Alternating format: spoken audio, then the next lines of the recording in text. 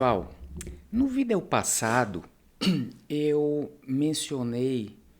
usei um termo, mencionei um tipo de ajuste para efeito de confusão que gerou algumas perguntas, fazendo com que esse vídeo na sequência acabe sendo uma continuidade, né, do vídeo passado, onde eu mencionei no vídeo passado sobre efeito de confusão que varia com o tempo e, consequentemente, influencia a exposição.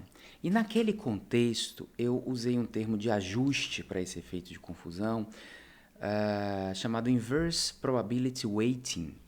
Traduzindo, é uma ponderação baseada no inverso da probabilidade. Prometo que não vou ser muito complexo nesse vídeo, eu vou tentar usar até um exemplo assim para ficar bem claro o que é que significa essa técnica de ajuste, que é, na realidade, uma técnica para esse caso superior àquele ajuste estatístico que a gente conhece, tradicional, de análise multivariada, tá?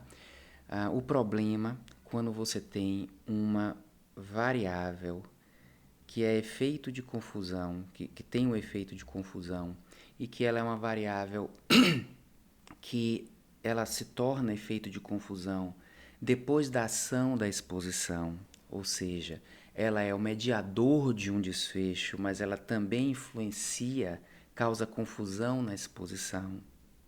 Nessa situação, se você ajustar para essa variável de confusão, você também está ajustando para o mediador, ok?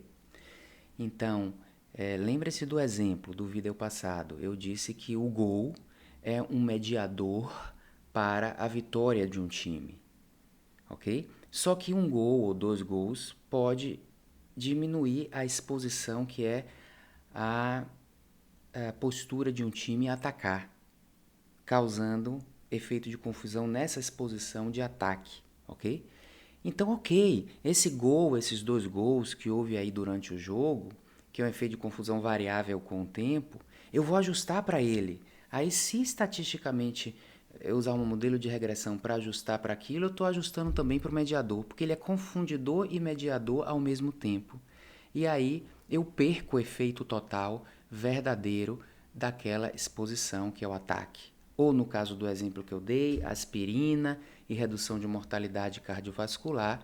Se eu considero que o infarto que acontece aqui com o mediador também é um efeito de confusão para o uso da aspirina e eu ajusto para o infarto, eu acabo diminuindo também o efeito total da aspirina na mortalidade cardiovascular. Então, as técnicas tradicionais de ajuste estatístico acabam tendo essa grande limitação para efeito de confusão variável, e por isso que eu mencionei o que se considera uma técnica adequada, que é o uso da ponderação pelo inverso da probabilidade. Parece complicado isso, mas não é não.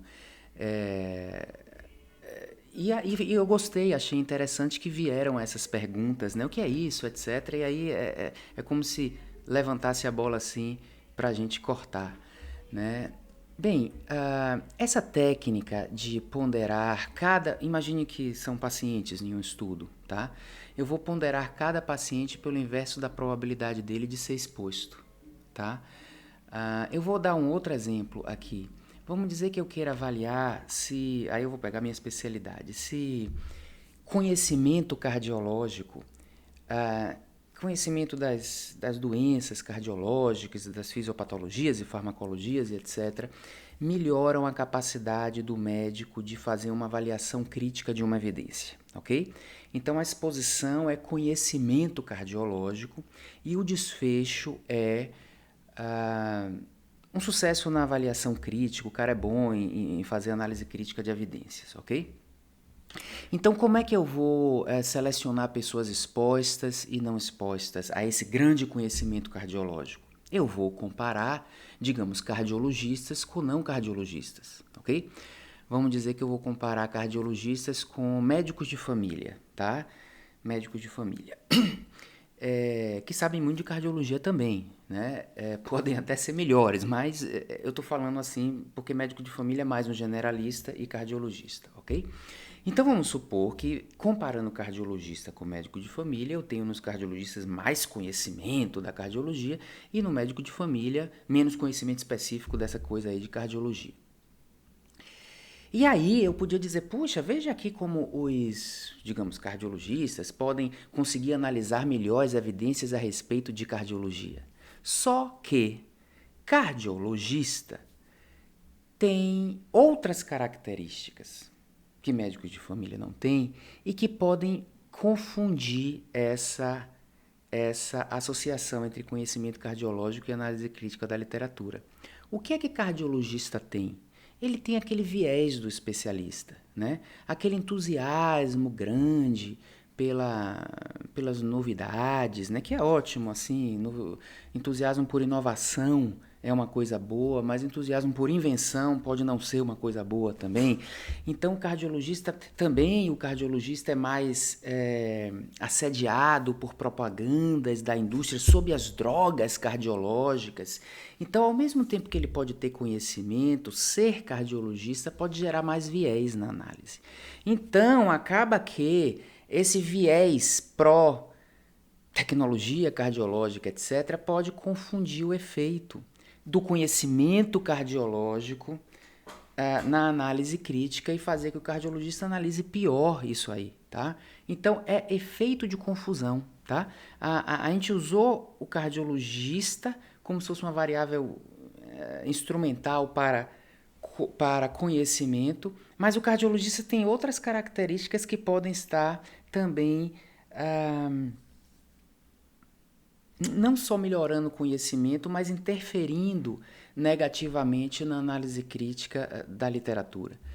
Bem, então eu posso ajustar. Nesse caso aí, que não é efeito de confusão variável, né, eu posso ajustar por regressão para assédio da indústria, ou sei lá, alguma coisa assim, né? Eu posso pegar uma variável que diz assim, se o cardiologista recebe representante da indústria, se não recebe, se ele vai em congressos financiados pela indústria, se não, nada disso é ilegal não, mas eu posso pegar essa variável e ajustar para isso, né? E de alguma forma tentar diminuir esse efeito de confusão.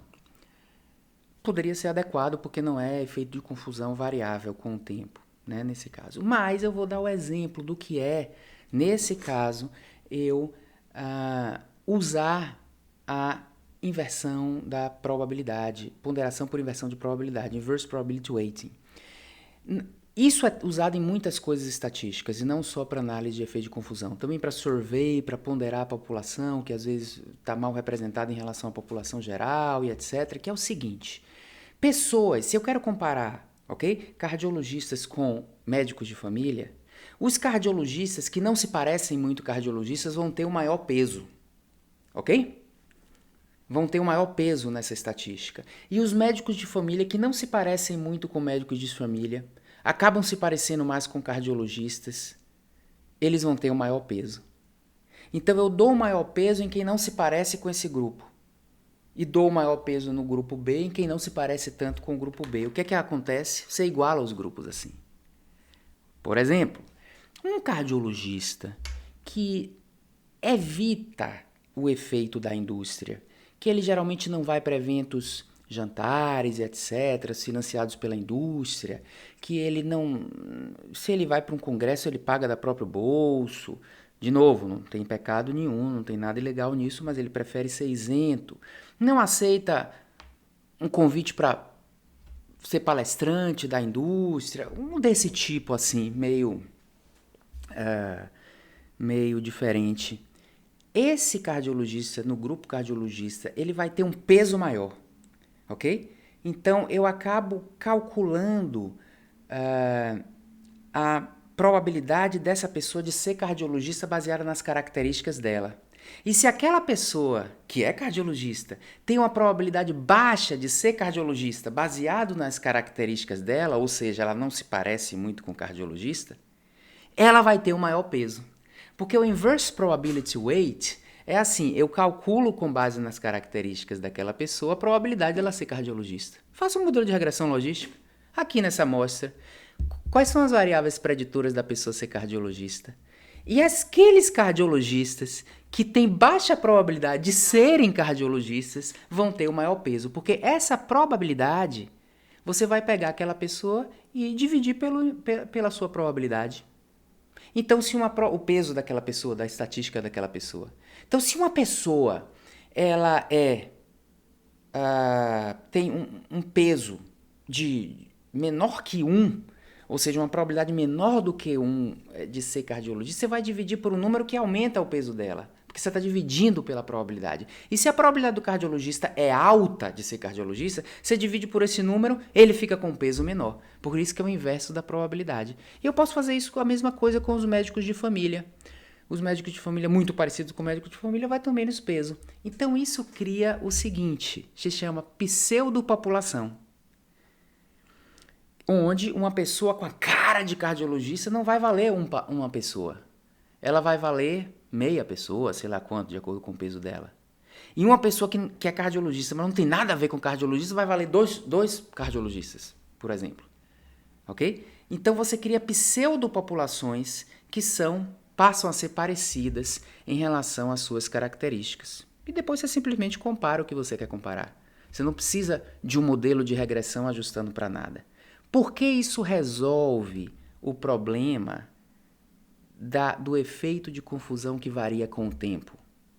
Resolve esse problema porque você não está ajustando mais para o efeito de confusão. Você não está ajustando estatisticamente. Então você não anula a mediação daquela variável.